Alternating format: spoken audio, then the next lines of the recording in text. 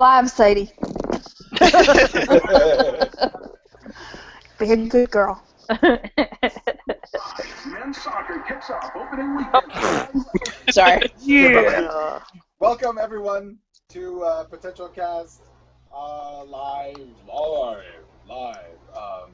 for episode 16 of season 7 of Buffy the Vampire Slayer, Storyteller, or as I noted, Masterpiece Buffy. Steph, anytime you're ready. Okay. What is going on? What is that probing noise? I don't know, but it sounds sassy. Sounds Do you like a guys- plane. Do you guys hear that? It sounds like a fan. Yeah, it's not my fan. My fan's off. Sadie, what did I tell you? I've got an AC unit on. It might be that. Let me go adjust No. that. I don't think so, unless it's right against your microphone. Yeah, that was weird. I don't think it's me.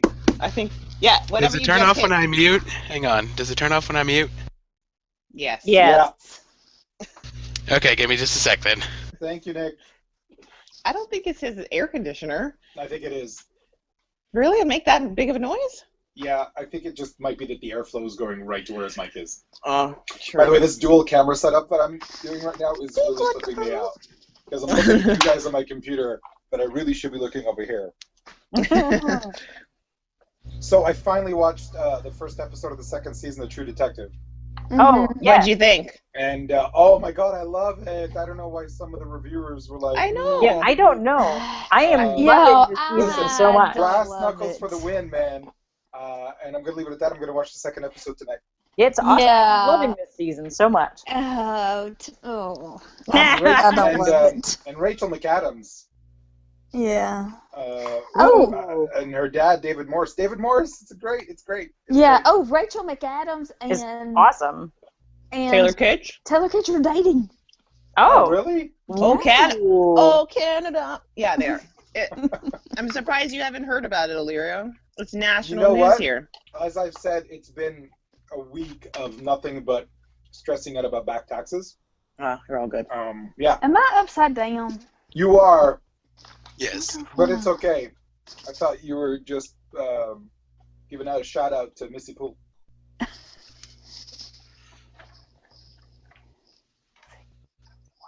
This does. Oh, it's gonna fall. All right, Steph, whenever you're ready, synopsize. I had it in a good spot. Spike and Linda. Wait, wrong show. Linda is always best dressed. Linda is almost always best dressed. I Okay. think Chris has probably been in love with Linda Day for decades. Rightfully so, by the way. Okay. You're listening to PotentialCast, Season 7, Episode 16, Storyteller. Andrew's videotape recording of the exploits of Buffy and the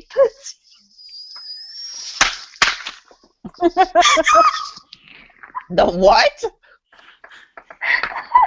Did Edward scare her?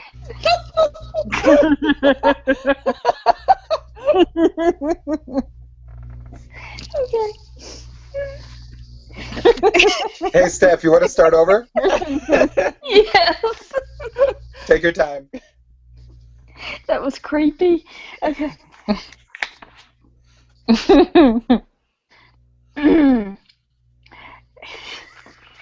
Okay. You're listening to PotentialCast, Season 7, Episode 16, Storyteller. Andrew's videotape recording of the exploits of Buffy and the Potential Slayers suddenly hits a little too close to home after a link between him and the seal of Danzelthar? Danzelthar? Danzelthar is discovered.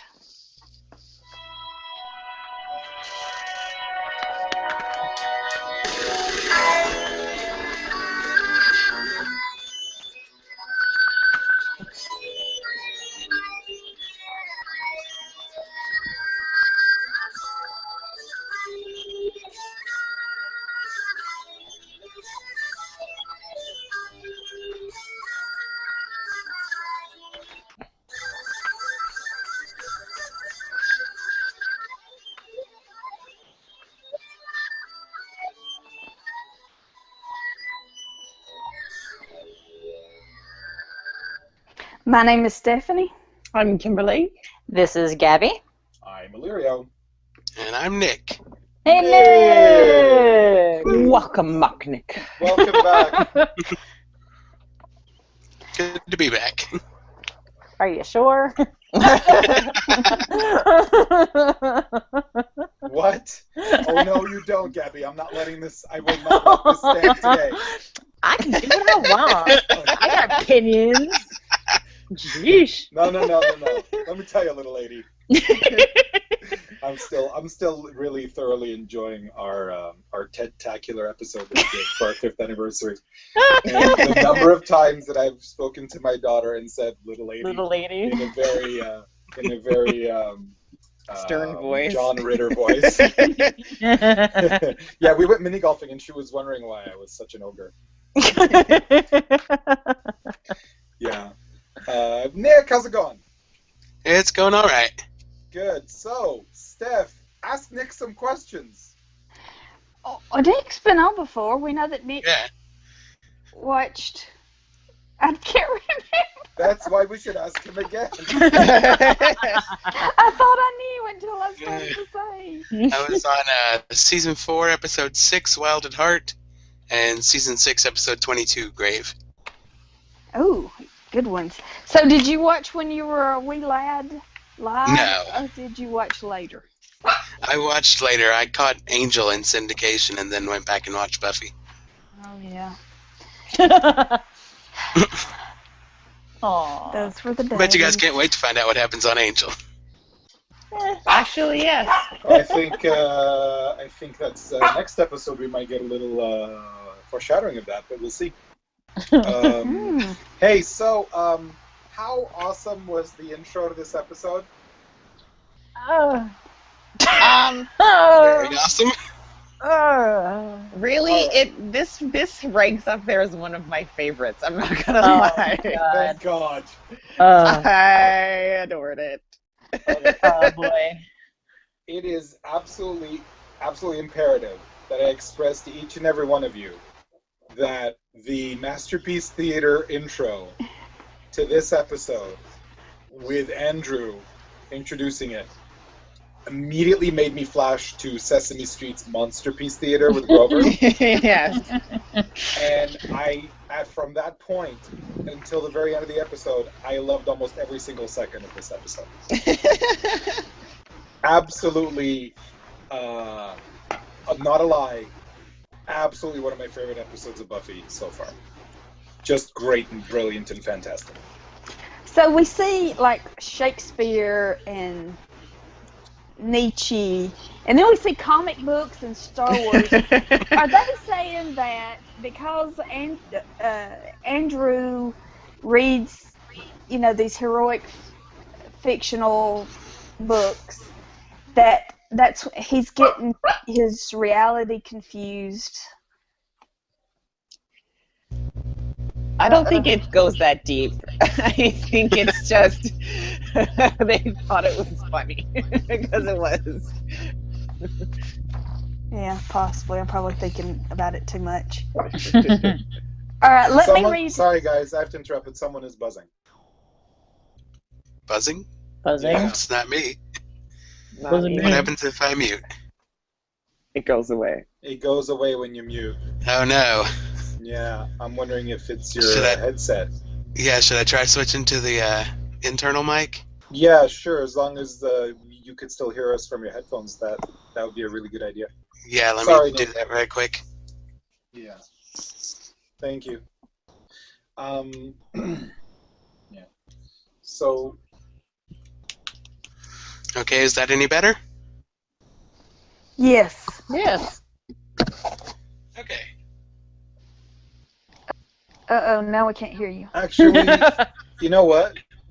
If you put the mic in front of your face again, I think it's still picking up off your mic. Is it? Yeah, Yeah. it's still Let me- picking up off your mic. Okay. Can't Nope. hear you.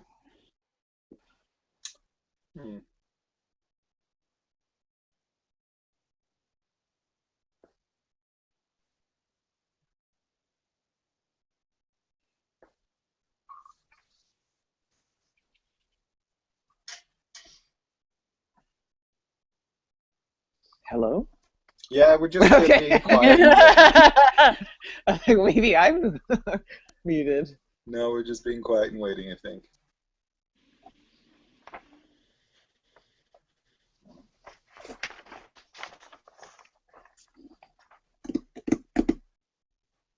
So did anyone watch the All-Star game yesterday? No? Okay. No. I heard they had a new format for the home run thing. Oh my god. Okay, people make fun of like All-Star stuff because they're like, oh, the stars never show up because they want to rest, and Mm-hmm. it's not the way that they formatted it this year. It was by total fluke, and it was amazing.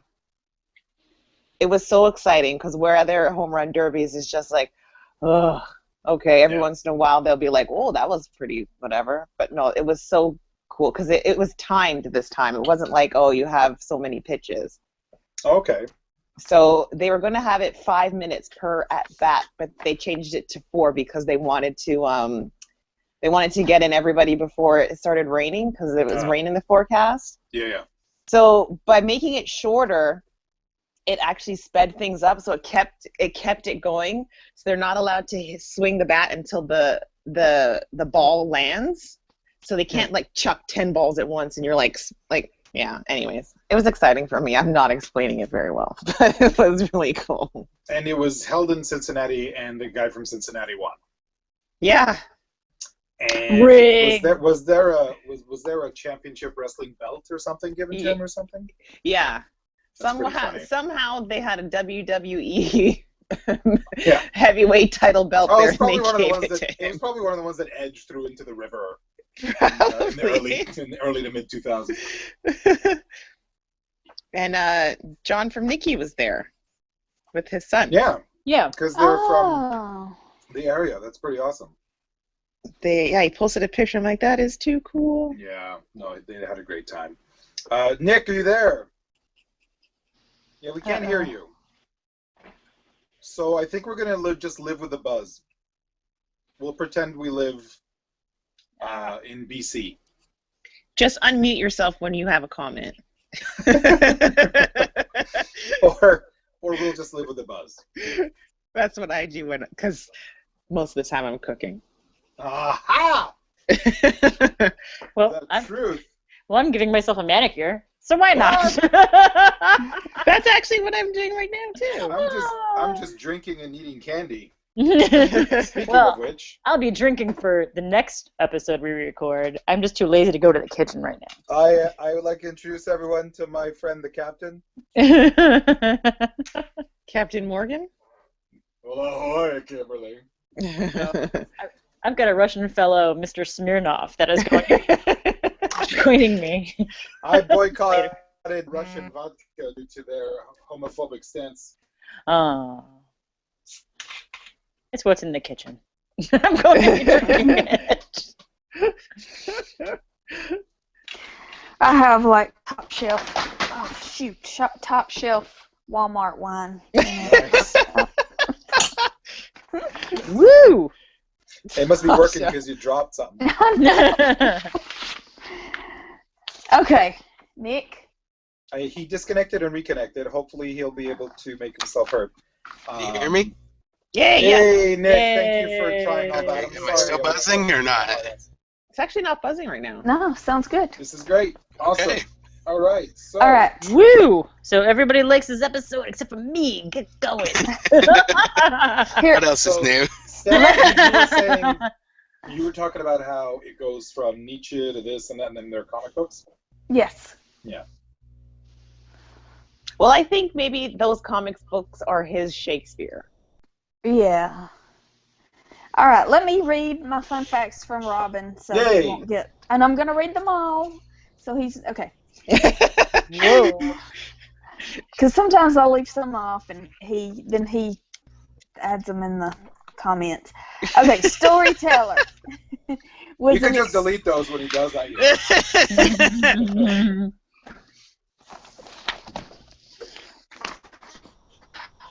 Okay.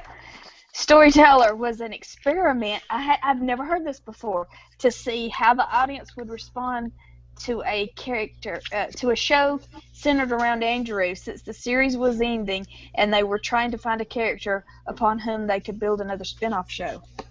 Oh, really? Lord. I Are did you not know that. serious? Good They Christ, fired no. everybody. Eek. I'm not gonna lie, I would have watched the Andrew show. I think he's so funny. The best parts of this episode were Andrew and Jonathan in Mexico. I want to wait until we get there. Espenson's when the Scoobies pressure Andrew for useful information about the evil seal of Danthazar, whatever the word is. Andrew tries to squirm out of it, but by asking instead for a cool, refreshing Zima. Buffy replies, "No Zima." Spike says, "Shut your face about Zima, just talk." Jane Espenson, the writer of this episode and co-executive producer of Buffy, had some years before created the name Zima for the adult beverage while working. What? I had no idea about that either. That is very Ah. cool. And Jane now I want to Espenson created Zima? Whoa. Just the That's name. amazing. The name. Yeah, but you know what Zima is all about? The name. Yeah. Zima's all about being refreshing and awesome. Wow. And I miss it. Shut up. Oh. Don't judge. All the callbacks back to the beginning references. Hey, Shy Girl, out of mind, out of sight when Marcy Ross became invisible because nobody noticed she was around. Killer Prom Dogs, the prom in which Andrew's brother Tucker released hellhounds on the senior prom. Everybody hates the cheerleaders. The Witch, where the cheerleaders are targeted by spells because of a jealous wannabe cheerleader. Swim team monsters. Go Fish, when several of the swim team members shed their skins and became monsters. Alright, in amends, the symbol made up of bones, stones, candles, and other stuff that the bringers are using in the cave underneath the dead Christmas tree looks suspiciously like the symbol on the seal of Danzalthar under Sunnydale High. Xander and Anya. When interviewing Xander and Anya, Andrew mentions that it has been exactly 1 year since Xander left Anya at the altar. Storyteller and Hell's Bell episodes of their respective seasons. Andrew calls Xander the heart of the Slayer machine. This references the enjoining spell which Xander served as the heart for Season 4 Primeval. After having sex with Xander, Anya states that they are now really over and that they can move on. It's similar to her declaration in The Harsh Light of Day following the first time they had sex, where she says, "So I'm over you now." Greek Trio Curtain Call. This episode marks the last appearance of Jonathan and Warren in the TV show. The DVD commentary for Conversations with Dead People, Danny Strong revealed that the interstitial scenes of Andrew visualizing himself, Jonathan, and Warren as gods were the final scenes he shot for the series. Oh, wow. Spoiler! The monster of the Mutant Enemy Productions logo, instead of saying his famous Gur Arg, sings, "We are all gods," something that Andrew yelled early in the episode. Oh, Netflix didn't let me get to that part. Yeah, it didn't let me get to it either. Folks. Netflix wanted me to look at All Vampires Have Mommy Issues. That's the name of the next episode, right? Mm-hmm. Something like that. We'll get there soon. All right. Andrew is documenting. Uh-huh. This is fantastic because we have to know about Buffy's exploits. Someone has to document this for future generations. Oh wait, isn't everybody gonna die? What's the point of documenting this if everyone's gonna die? Right? Well, they're being hopeful that there will be people. Gotta have some optimism. Yeah. I guess. I suppose. Everyone's gonna die and Andrew survives. Yeah, so I really, really enjoyed the breakfast scene where he's introing all of the little variants of reality that were all based in Andrew's twisted little mind were fantastic. I adored Andrew's representation of Buffy and his and when Spike walks out shirtless. Yeah. and he says that they have some kind of history. That was fun. And then Anya shows up with a bunch of grapes. That was really great. That was just fantastic. Loved it. It's an episode that features a lot of stuff like making fun of Buffy, which was great. Yeah. All of the making fun of Buffy scenes were fantastic. I can remember one of them where she comes in to give her speech, and Andrew walks out, but he's still filming, and then he gets, and that's when he talks about his own history, and there's him and Warren and Jonathan, and in his plan they're somethingless. I don't want to steal quotes, but man, that was all really awesome. Every single one of those little imagined scenes were great. Yeah, this has one of the tropes in television that I love. It's kind of the Rashomon style, where we see from his point of view, and it's completely different than what we've seen before. He's more confident, and he's more capable in his mind than how it really happened. Yeah. Especially, though, I think they play on that because near the end, he gives multiple accounts to Buffy of how things happened based on what he thinks is going to ensure his survival, which was really funny. Or was it survival, or was it after he saw that the seal was making the students behave a certain way, he was like, oh, well, this is my way to justify what I did. I wasn't really responsible for Jonathan's death. Yeah. It was the seal. The seal did it to me. Exactly, which is something he jumps to when Buffy says, yeah, I saw Principal Wood being taken over. Yeah. Yeah, that scene was weird. Yeah, because that was episodes and episodes and episodes ago. We're just now finding out what was going on with Principal Wood, because we wondered maybe it had something to do with the first. Yeah. But no. Yeah, so the fact that he was attracted to it and that he was acting the way he did. But the things he said to Buffy were really rough. And I wasn't convinced that it was the seal making him say those things. Yeah. My instinct was, there we go. The truth comes out. Yeah, he definitely has some feelings about that vampire. Yeah. Andrew calling Dark Willow Little One. I mean, all of it is just so insane and crazy, but because you really know what Andrew's like, it's really funny. Really, really, really funny. Yeah, I really enjoyed the callbacks to earlier seasons as well. Yeah, there's a lot of good references.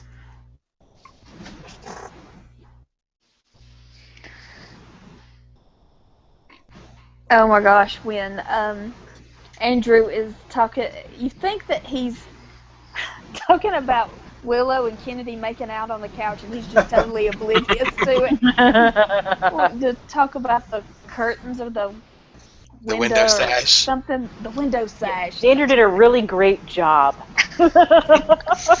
He's very handy, you know, now that he's in construction. Yeah. Xander's being really sweet to Andrew, apparently, in this episode. Andrew remarks upon that a couple times. Yeah, Andrew's got a bit of a crush. Of course he does. He's been stuck. Why is Xander not going to his apartment? I don't know. I mean, even when it's getting hot and heavy with Anya time, they just go to the basement instead of going to. There are what, like 15 to 20 teenage girls living in that house? Like, why wouldn't they go somewhere else? You'd think he would need some alone time. Yeah. And not just the kind that Anya was suggesting at the beginning of the episode.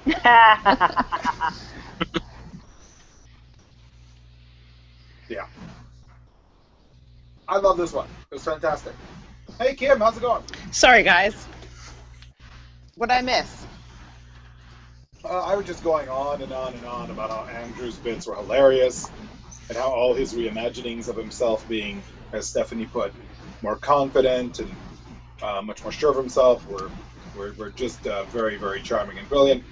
And Nick remarked how Andrew had a crush on Xander, and I was wondering why Xander doesn't take Anya to his place to have sex instead of doing it in the basement of a house where there are like 15 to 20 young girls. Right? Right? Yeah. Right? SOD. Who thought Xander and Anya were going to get back together? Not me. Not me. Well, I mean, it's been long I overdue. thought so. They needed to talk about it. They're just ignoring the Yeah. matter. They need to address it. Yeah. I thought Because they were going to they- get back together. Because they see each other every day, and there's some animosity, there's still feelings there, but they never speak about it. Right, like we were saying earlier. If you're broken up, why do you want to be Around them. around each other? Mm-hmm. But I just lost my train of thought because I was That's okay. thinking about something else. Yeah, it's different if they broke up and they didn't see each other. Yeah. It would be completely different. Because okay, just like in the fun Like fact, 12 weeks. Anyway, Wait. sorry, go on. when it said that it was a callback to the first time they had sex, she said, "Okay, I'm over you. I've got you out of my system." Is this like that time? Is she lying to herself, thinking that she got him out of her system? Well, I don't think so. No. she looks different. Like, she's acting different. Like, I think they just need closure, you know? Like, every relationship needs closure, right? Even though 90% of them don't get the closure, but I think, yeah. And if she said it but didn't mean it, I think she was doing it maybe to comfort herself, to distance herself. I think how her delivery normally is, where if she said it and didn't mean it, she would have done that shifty eye thing. It's very true. But Yeah, she's kind of brutally honest most of the time. yeah, and I think and just she's an excellent actress, because I was believing that this was this was last time, this is over, we now have closure sex. That's totally what happened. Yeah, and I think their conversation afterwards was very open and honest about it. That they were really, talking about what did this mean, and they were very into confronting that. Yeah, because I mean, he makes no sense. He's sorry that he did it. But Yeah. he's glad he did it. Like that. Well, He's glad he did it. He's sorry it hurt. I think Yeah. is where he's coming from. I would agree with Nick. I've resolved to understand that even though Xander did a horrible, horrible thing, that he believes that he did it for the right reasons. Yeah, but I still feel like he probably, if she was like, I still want to "Hey, be with you." I still want to be with you," he would have jumped at it. I feel like he seemed to me to be a little disappointed that they weren't going to get back on that merry-go-round again. I think that's only because every other woman he's dated has turned out to try to kill him. As we saw in one of the previous episodes with, what was that one-hit wonder again? Ashanti? Ashanti? Ashanti. Okay. Ashanti. I almost said Rihanna. No, she's not a one-hit wonder. Come on now. But they're, along the same lines. Oh, fine. I guess I really don't even know what Ashanti's music is like. Good for you. You're lucky. Yeah, They tried to make her a thing, and it didn't last. didn't last. So, at this point, we have Willow gets the knife from Andrew that he took his murder weapon and put it in the cutlery drawer. Oh. Well, it's their own fault, because they didn't, Yeah, I'm not going to steal any quotes from Andrew at this point, but yeah, he just put it in there. And Like, they then wouldn't notice this ancient knife. And I'm sorry, everything else was left around from when Joyce was there. How did they not have those things? I mean, they were pretty well equipped kitchen. Maybe it got used as a weapon at some point. Maybe. And then there's some writing on it, and Willow tries to figure it out, and then she researches it, and she tells Buffy that this just might work, or something to that regards. Correct? Mm-hmm. Yes. And then we get to like the close to the end of the episode, and we're basically led to believe that, well, Buffy is going to kill Andrew and use his blood to shut down the seal of Who's-Its. Because whoever opened the seal has to close the seal. Has to close the seal. Mm-hmm. And so at this point, I'm asking myself a couple questions. One, are they really going to kill Andrew? Because it's the last season, so who knows what they're going to do. And two, if they end up closing the seal, then have they solved the big bad 6 episodes early? Right? So those are the questions running through my mind. And then obviously, as we later find out, that really what we needed wasn't the blood of Andrew, but his sweet, sweet tears. We needed him to cry like a bitch. like the widow bitch he is. Like a widow bitch. Yes. And so, is someone eating? I hear cutlery on plate. Sorry, I'm cutting a banana. That's fine. I'll be quiet. Are you using a murder weapon? Is that why it's so noisy? Sorry. Is it an ancient banana knife? It's a steak knife, actually. Well, you got some rough bananas, man. So, Does it have Proto-Tuareg inscriptions? Grab the first one I saw. By the way, folks, don't put your knives in drawers, like your cutting knives in drawers. It'll make them dull, and you're going to hurt yourself. You should get a block. I have a block. Be a grown-up and get a knife block. Okay? It was in a knife block, all right? Okay. Good. I'm just, The more you know. Then we find out that it's his tears that are going to seal up the thing, and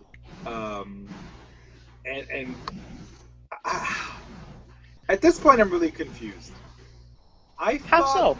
the seal of Dentalzar, or Denzelthar, whichever Gar, was going to be the main thing through which all those Lord of the Rings proto-vamps were going to come out of, right?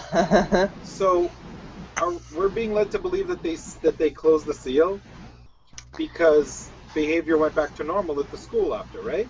Right. Mm-hmm.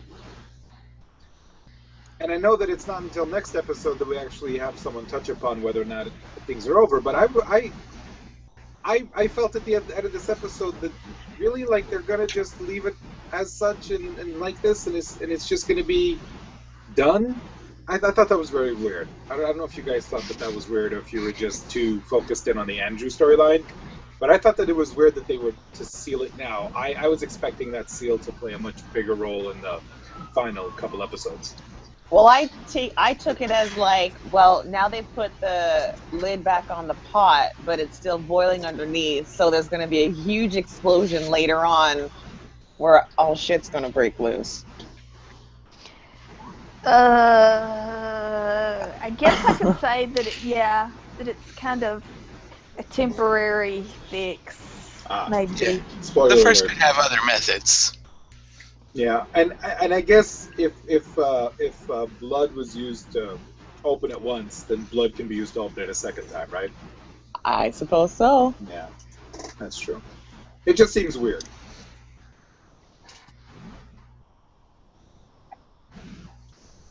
There's more to the story, so.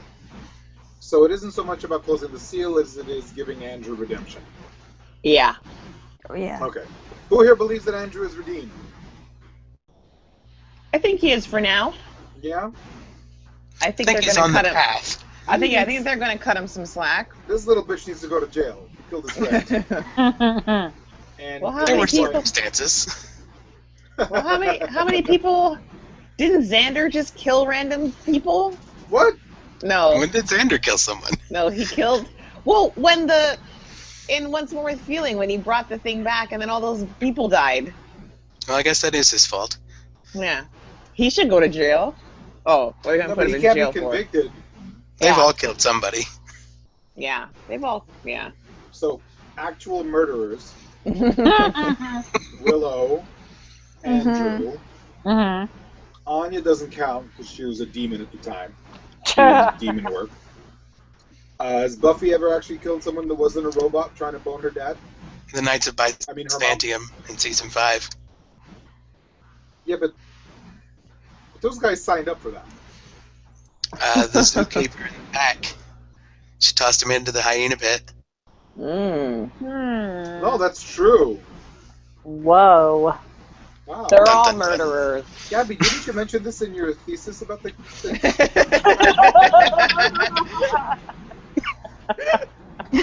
No? I don't know. Probably not. When are you going to be defending your PhD about that?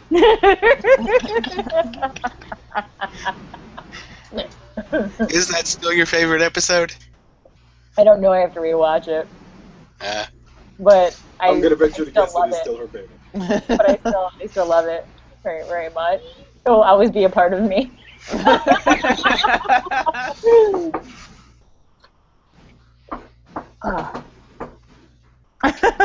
Daddy, you know where my phone is?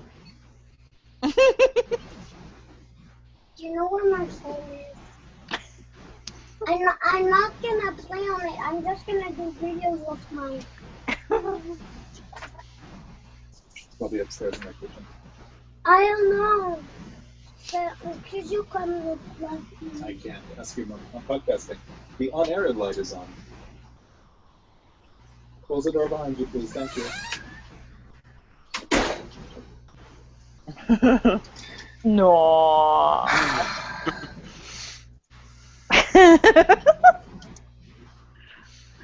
So, where was I? Oh, yes. The murderers! So, oh, God. This part is going to make me ramble on and on, so please interrupt me. Andrew and Jonathan in Mexico was ridiculously adorable. Mm-hmm. They're both dreaming the same horrible dream. And Andrew wakes up and says, Jesus.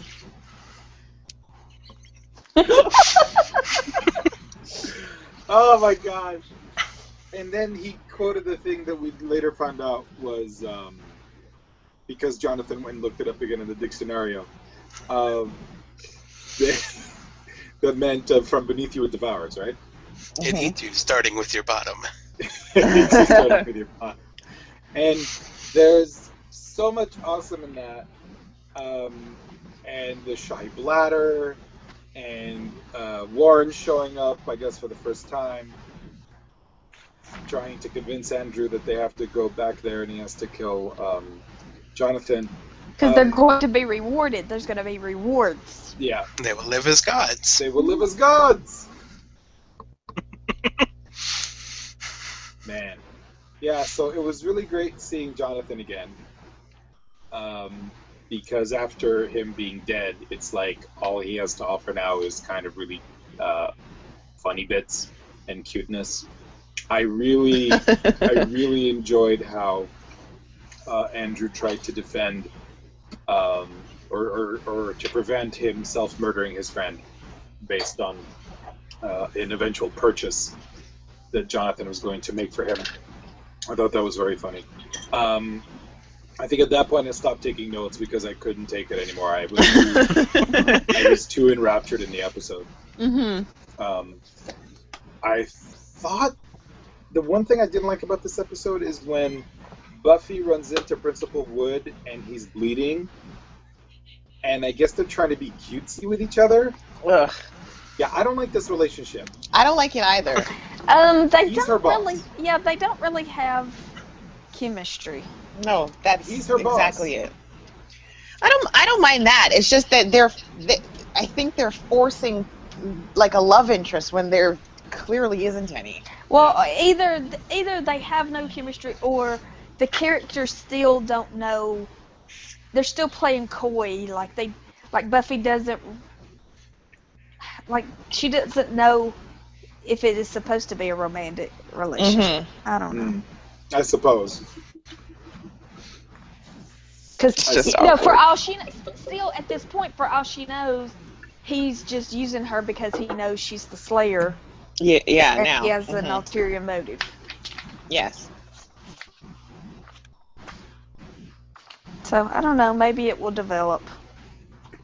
I hope not. Same here. You guys just don't like any of the relationships, do you?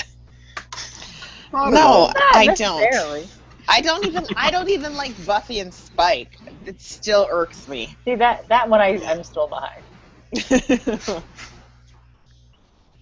I can find merit in all of them, but yeah, kind of meh. Oh, and Kennedy's just got to go. Ugh. I see her face. I'm pretty sure I'm the only person in the world who doesn't hate Kennedy. I don't like her, but I don't hate her. I think there's like 4 other people that have said the same thing. Okay, well, Hermits United. Oh my god. I just don't like that she's always all up in the mix. I'm like, learn your place, kid. Literally, kid. Ooh. Shut your mouth and know your role. If I was in the Buffyverse, I would say that to her. Step off.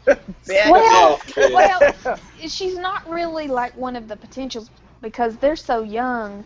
She's older than they are, and she's not a Scooby. But why is she there? She's not a potential. She's a potential. Stick with the potentials. To be a potential obvious love interest for Willow. Yeah. Because, she can't not have somebody for whatever reason. Ugh. Like I said, I'm hoping she's there to get killed. Did you guys talk about the scene with them on the couch and the window? Oh, Yeah. Yes. That made me laugh out loud. It was awesome. It was the funniest, one of the funniest of this episode. Too good. What's next? Well, I asked Nick to unplug and replug his headset. I'm going to read Nikki's email. All right. What happened? Oh, it just all of a sudden the buzz got really noticeable and loud. Huh, that happened. I muted to cough, and then I unmuted. Maybe that's part of it? Maybe. Do you have like a volume control and muting thing on your actual cord? Yeah. Yeah, that might be it. That's odd. Does that help at all? That's Not at much all. worse, actually, yeah. Okay, let me hang up and call back and unplug it and all that. All right. I'll be right back. Well, or just stay muted, and I We're can okay. We're okay. read some email, and then we're good. Okay. Cool. It's actually much better than already. Nikki writes, "Hey Gax, I love this episode. I hope you guys enjoyed it. So much to appreciate. Great humor from Andrew, but also some raw emotions. And I love all the commentary on the stories, which is an end of itself meta coming from within a story. Also great throwbacks to old episodes, and a good look at the power of the Hellmouth. Gotta love students who explode, right?" I don't know what that emoticon is or what that emoji is, but I love it. Anya and Xander, if only they could make it work. Awesome, they still love each other, but quite the bittersweet romp in Spike's bed. And then we've got the tension with Wood and Spike is building. Wood even tried to stake him. Overall, the episode did a great job balancing the humor with some character development and some more serious and heartfelt moments. I think Buffy even demonstrated some compassion for Andrew in the end. Bravo, Jane Espenson, Nikki. Hey, we didn't touch upon that. Principal Wood picked up a piece of wood. He sure did. And he was going to try to stake Spike. And he got stopped by some pesky kids. Would have gotten away with it if it weren't for you meddling kids. Right. Principal I Wood! wonder if they will touch upon this next week. Maybe. Maybe. Ray That would writes, be something. "Hey there, Gax. I am actually a fan of Andrew. I think he's pretty funny in small doses. But the key term there is small doses. In this episode, though, he annoys me for most of it. Oh, really, Ray? Oh my God. I could Just do. too much of him in this one. Oh, He's the he's kind my of character favorite. that's meant to be in the background and good for a couple of jokes an episode, and that's about it. There are a couple of things that I do like, though. The throwbacks to the first couple of seasons of the show, when it was pretty much just a high school equals hell metaphor, including one of the kids pulling a Marcy and disappearing because no one noticed her. Those callbacks are fun. I also like Xander and Anya dealing with what happened to their relationship and the failed wedding. It's something that has been kind of in the background for a while and needed to be dealt with. I agree with Anya, though, that they do still have chemistry together, but it looks like she is ready to finally move on. One thing that bugged me about the conclusion of the episode is how is Buffy able to find out all of this information about the seal? She just tells Andrew that Willow researched it. Well, why wasn't Willow able to research it before, but now all of a sudden she can find out things like the person who originally awakened the seal can calm it down by crying on it? Ray, I think that's because they found some inscriptions on the dagger. Yeah, they knew to cross-reference with Tuareg. Yeah. So Oh, yeah, okay. I think that's what led to that. Was that really in one of the research books or even online? Also, where's Giles? Anything on Giles? Come on, Ray. Sorry. You'd think he would be part of Andrew's movie, but he's never mentioned. That seemed odd to me. So overall, I would say that this isn't one of my favorites, even though I still like Andrew. I just want to see less of him. Oh well, Ray. Ray, I couldn't disagree with you more. Andrew in heavy doses makes him more interesting to me. Oh, so I good. semi-agree with Ray.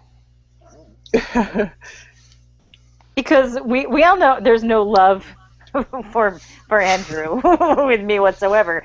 But I found some of his bits to be very amusing. It was pretty much half and half, where others I was like kind of like, okay, I get it. I'm over it.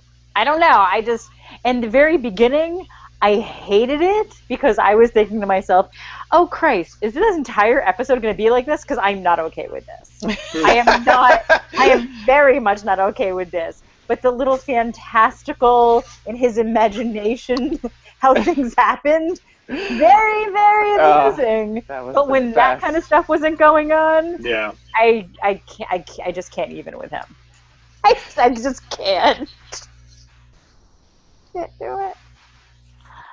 It felt like a whole. And I know it's important that they closed the seal, but I feel like it was just a shit ton of filler.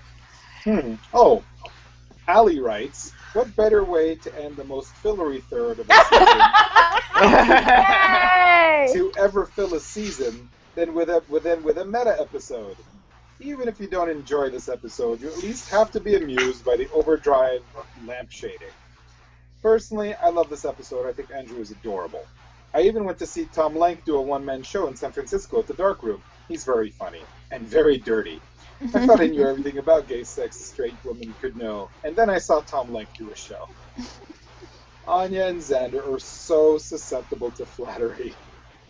Spike's scene in Andrew's video gets me every time. Oh yeah, we didn't talk about that. Oh, yeah, that was funny. funny. Email for a second, Allie, and we're going to talk about that. But didn't he say in the opening, why can't I see this vampire? No, And no. then- What was No, he said, why does he show up? Yeah, isn't it Oh, weird why how does he vampires show show up up? on video? Okay. Yeah. And then, when he's doing Spike's scene, and Spike is yelling at him, and Andrew corrects him, he's like, oh yeah, sure, and then he starts over. Oh my god, that was amazing. That was really great. Thank you, Ali, for reminding us of that. Jonathan, she says, I've always had a bit of a crush on him, more so on Danny Strong. Sometimes you like the actor, sometimes you like the character. While Jonathan is one of my favorite character arcs on the show, he's kind of a jerk. Has anyone discussed how there's a hero shot of Buffy at the end of the opening credits, and how that shot for the 6th and 7th season is not actually Buffy? Robot Buffy and the first as Buffy, respectively. I like to think it's because those seasons were when the show was moved to UPN. Okay, one more thing in my verbose feedback. I love the ending. It's the kind of cheesy that totally whoops on me. Tears, not blood. Also, you watched the Mutant Enemy logo, right? Actually, we missed it because Netflix wanted us to watch All Vampires Have Mommy Issues. You're almost there. Thanks for getting this far, Allie. Thank you, Allie. Yeah, the Well, we mutant have, movie monster is good. This is we the have- 5th out of 6 times they swapped that. Oh, There's yeah? one more to come. Oh boy. Spoilers! Title spoilers. Dun dun dun. And Netflix still won't let me see it, I'm sure.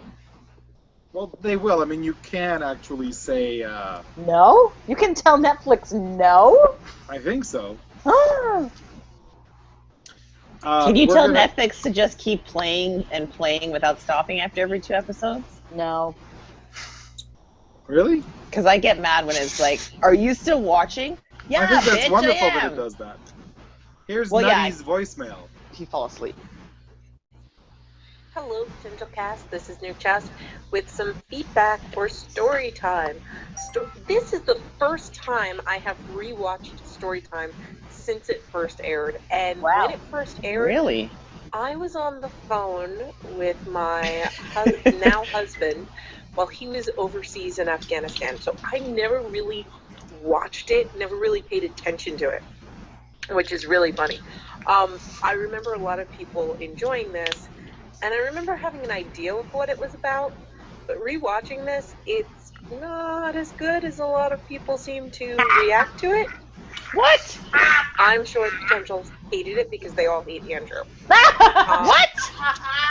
I I love Andrew. put this as a middle of the road kind of an episode. I like the fact that, Andrew's tears closed the seal and all that. I really dug the throwbacks to earlier seasons, especially with the disappearing girl. That was pretty wild. Buffy's trying to make her feel seen, and then she gets distracted by somebody else, then the girl goes shuffling off, and I can't help but wonder, is she invisible? That was just so much fun. But the episode as a whole, kind of meh. But we are at the point where this season really is starting to ramp up. We're building towards something. I think it'll be very interesting. I'm having a lot of fun listening to everyone's thoughts on what's happening, and I'm a bit surprised by some of the reactions. Some of you, some of the episodes that you don't like, I would have thought particular people would have liked, and some of the things that some of you do like, I thought you wouldn't like. So it's kind of interesting to hear how it's going. It's an interesting season, and I don't want to excuse it by saying, well, they didn't know that they were finishing the season when they started the season, because it doesn't seem like that. But I don't know. The season is a little bit uneven. I do like where things are going. I'm having a lot of fun listening to the podcast. So, yeah, so this is a good middle of the road, and I'm finally able to send you guys some feedback because I've just been swamped. But it's a blast. Bye. Thank you, Nuchas. Or is it pronounced a different way that I cringe at when I hear that isn't the right way? Never mind. Thank you so much, Nutty. Do you want me to read Rachel's? Sure. All right. Rachel Horn writes, the episode in which the writers realized just how many long, boring speeches they have written for Buffy, and instead of stopping that trend, they have another character do meta commentary on how long-winded and boring and pointless the speeches are. Way to go, writers. How sad that Andrew has become the bright spot this season. What? Ugh. Well, I'm making the say long-winded middle name Horn. Wow. I'm a little surprised with all the hate.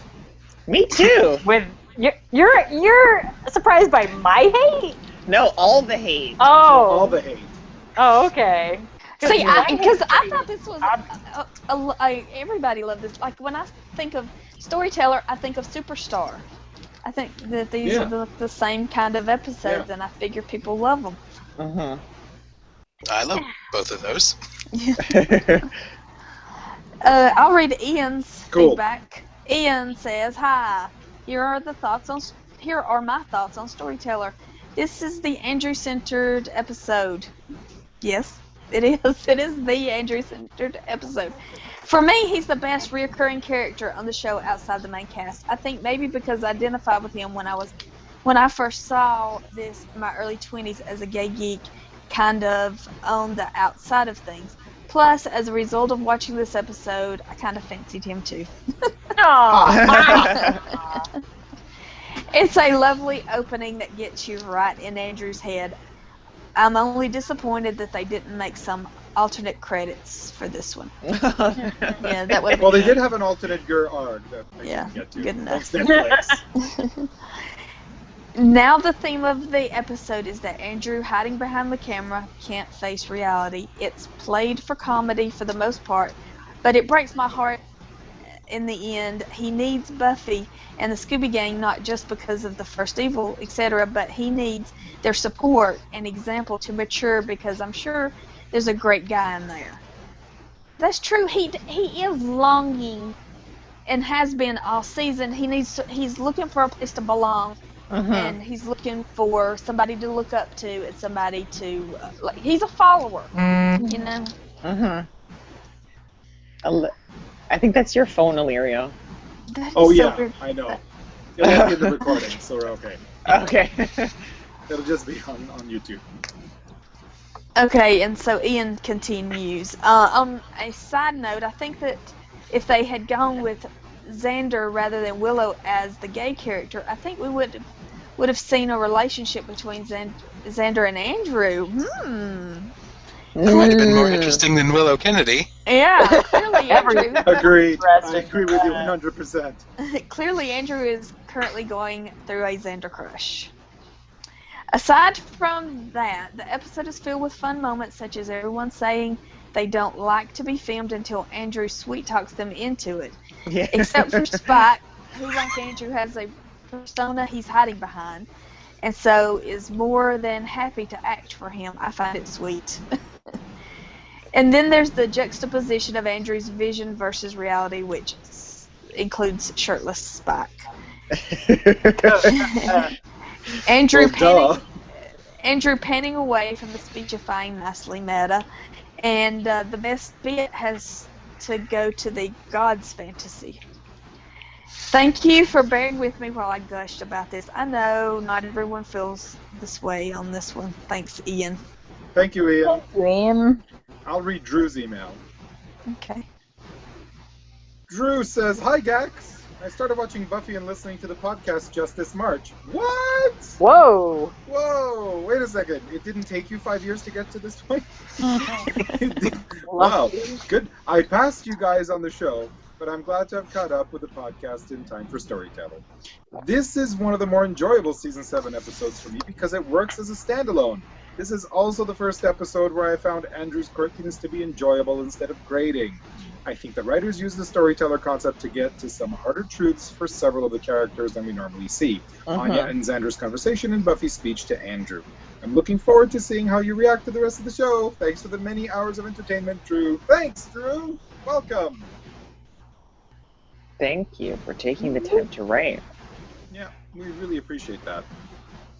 Yeah, I guess I forget how people can just find a podcast and then, you know, like listen to the whole thing in like a really short amount of time. It's weird. It's really weird. I listened to TLI after the fact in a very short amount of time. Oh, I'm TLI sorry. is the best. TLI for life. I'm man. so sorry. It was fantastic. Screw James. It's like the Jack. best week TLI and a was half the of my best. life. A week and a half. Oh my god. Binged the whole thing. Yes. When Ben Linus called in, man. Oh my god. Ben Linus and what was it, Cal from Kentucky? Yeah. I'm They sorry, were good. who's watching something from Universal Pictures? Sorry, I opened the wrong window. Uh-huh. That's what I tell my... I think that's it for this, for feedback for this episode. Thanks, I have everyone, a fun for your fact. feedback. Fun Please. fact! Go I next. was live tweeting this episode a while back, like 2009 a while back, and I got Tom Link to tweet at me because I asked, how would you spell the way that Tom Link pronounces vampires? Oh, I know. And then he asked Jane, what does it say in the script? And in the script it just says vampires. And so that was all Tom Link. And he claims to have stolen it from someone else that he was stage managing a show for. Vampires. It's great. Yeah. It reminds me of that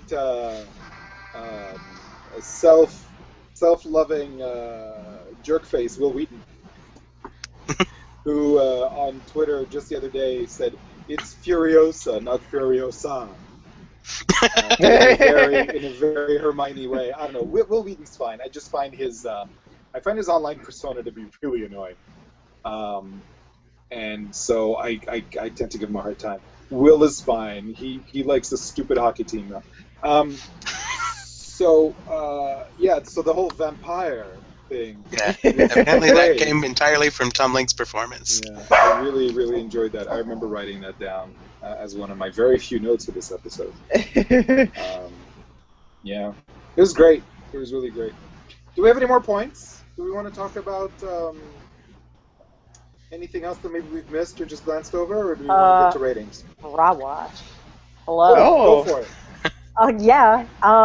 She was wearing. I was trying to figure it out, which is scary, but it appeared to be one of those like nude bra tank toppy. Yeah. With that weird, almost see-through-y white floral top.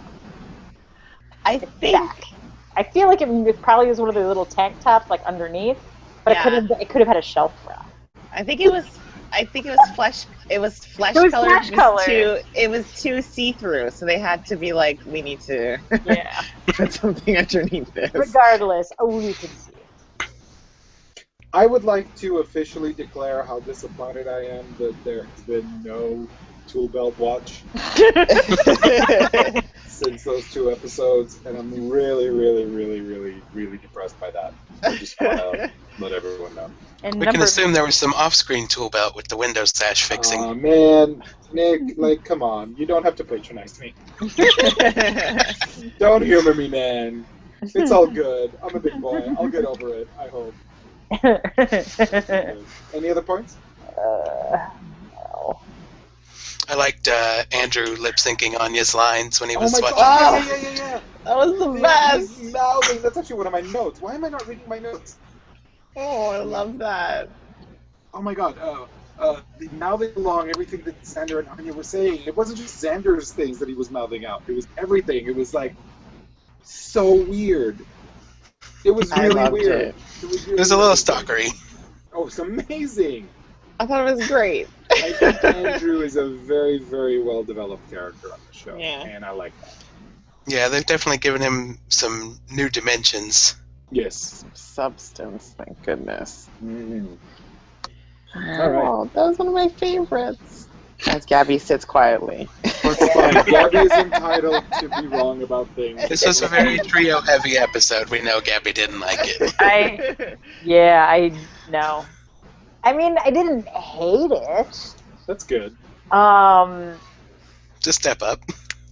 Yeah. I mean, there were little things that I did enjoy about it. For instance, like the dancing in the fields.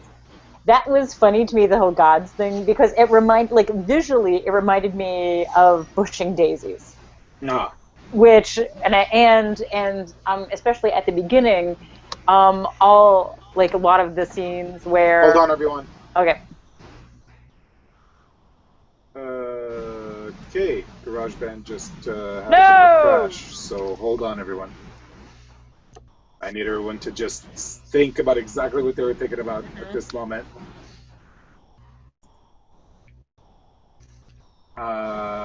Everyone give me 1 minute, please. Thank you. Okay.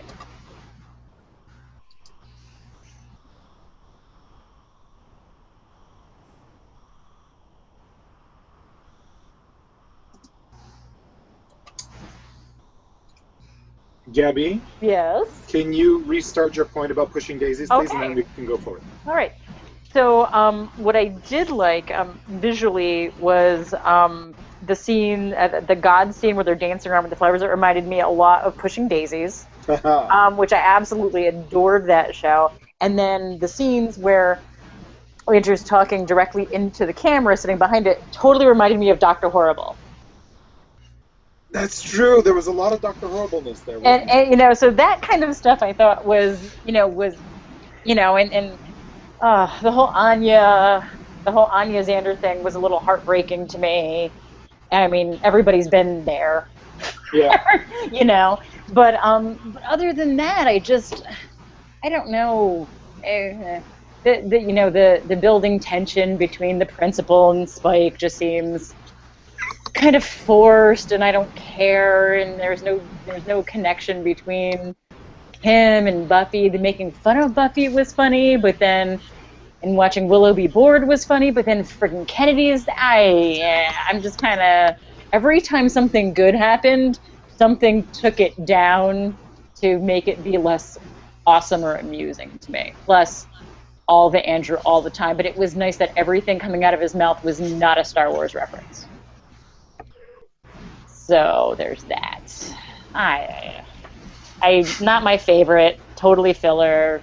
I'm done.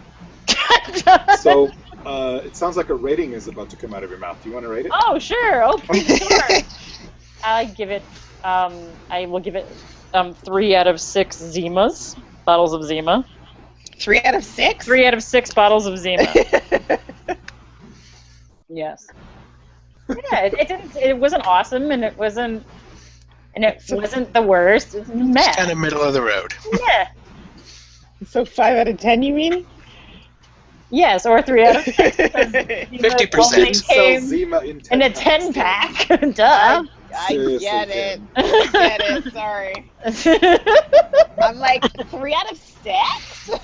Like, what the fuck? Like, what's wrong with you? Oh my god. You think you totally forgot what your rating system was. Normally, if you don't make it out of 10, you just make noises.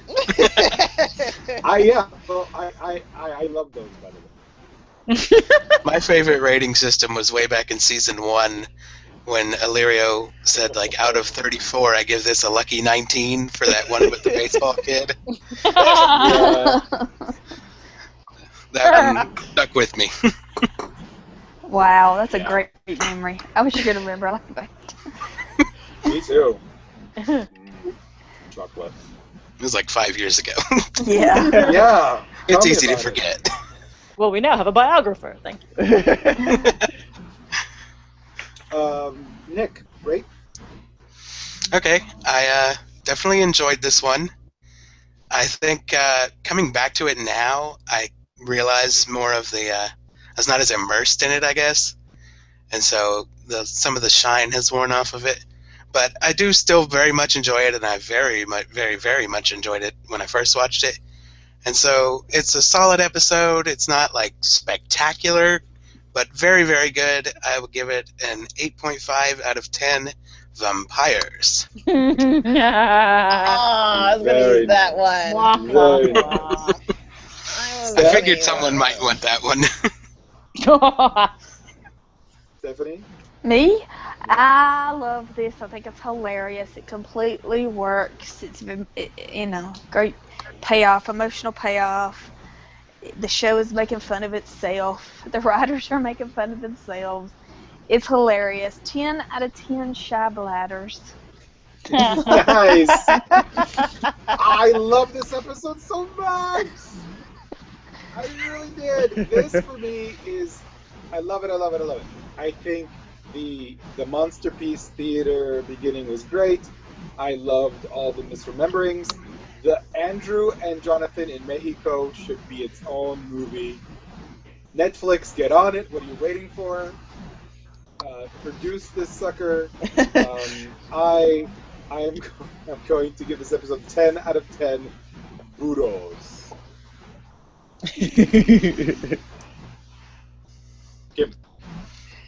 I also loved this episode.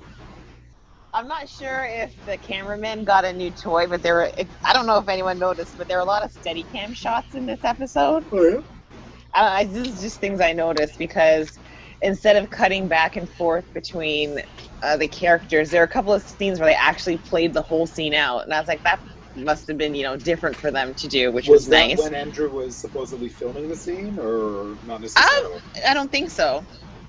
It happened in the school with Buffy and the Okay, principal. then never mind.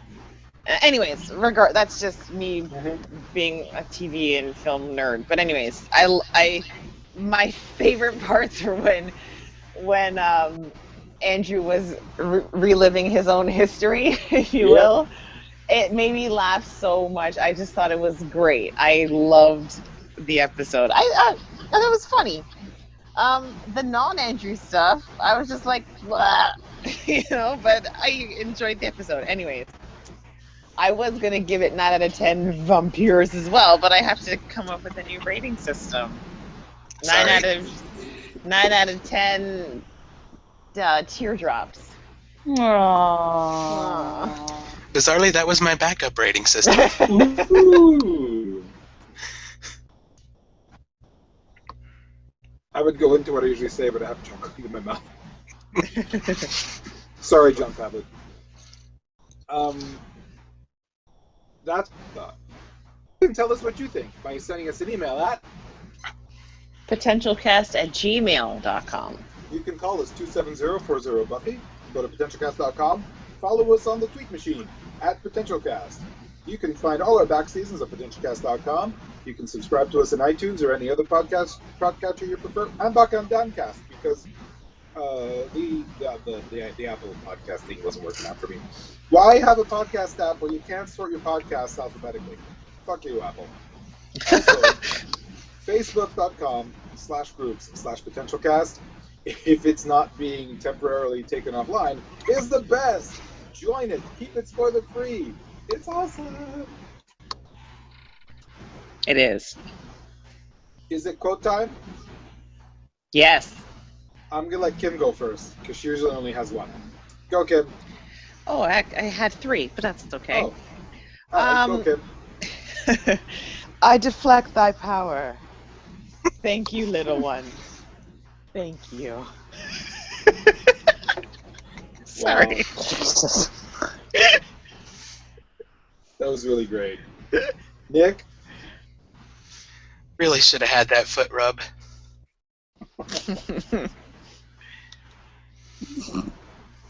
Gabby? Check out Spike and the principal. There's something going on there. Sexual tension you can cut with a knife. I forgot about that. Deb? Hey, I think Buffy stopped talking. That usually means she had to go to work. Let's see what the little locust left for breakfast, shall we? And I can't believe none of you said this. Why can't you just masturbate like the rest of us?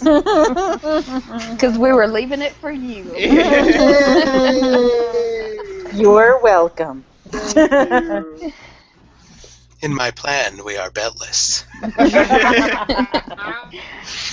Spike and Buffy and Spike have some kind of history. You can feel the heat between them. Although technically, as a vampire, he's room temperature. Here's something you'll be interested in seeing. Look at the fine work Xander did replacing the window. Oh, God. Oh, and we didn't really mention this, and this is not a quote, but if I had the quote in front of me, I think they're very mobile for black people. Oh, God. The bringers, yeah. Oh, man, when he's doing his whiteboard presentation. Oh, That whole thing's pretty good. Yeah. with the camcorder with the remote, like that was me in like elementary school when I was trying to be cool when I did my projects because I didn't want to write an essay. I'm like, I'm gonna make a video. And that's the nerdy things that I did. Fantastic. Nick, Yes. thank you for joining us. Thank you for having me. Do you have anything you want to pimp out or plug? Mooncaps.tumblr.com. That's where I spend most of my time. Can you say that again? Because you kind of went distortion on us. No, mooncaps.tumblr.com. That's where I spend most of my time. Awesome. That's great. Stephanie? Next week is Lies My Parents Told Me. Well, the best vampires have mommy issues. The best vampire issues, I think you mean, Steph. Yeah. All right, everyone. Thank you for joining us live. Thank you for listening to us post-fact. We will be back with another episode soon. Until next time, goodbye. Bye. Namaste. Goodbye. Out. Stopping the broadcast.